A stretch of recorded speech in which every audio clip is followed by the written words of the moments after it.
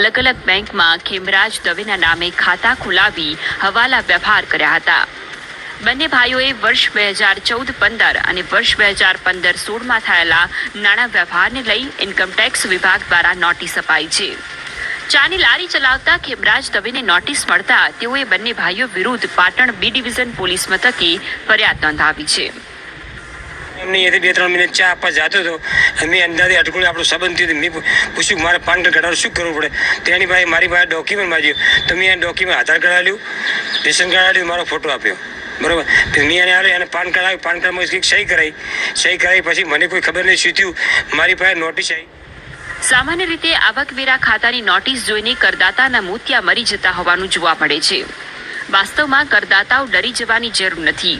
તેમણે તે નોટિસની સચ્ચાઈ અંગે પહેલા ખરાઈ કરી લેવી જોઈએ.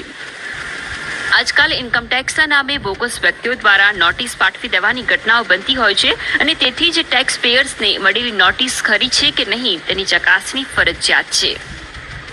બ્યુરો રિપોર્ટ, સંદેશ ન્યૂઝ.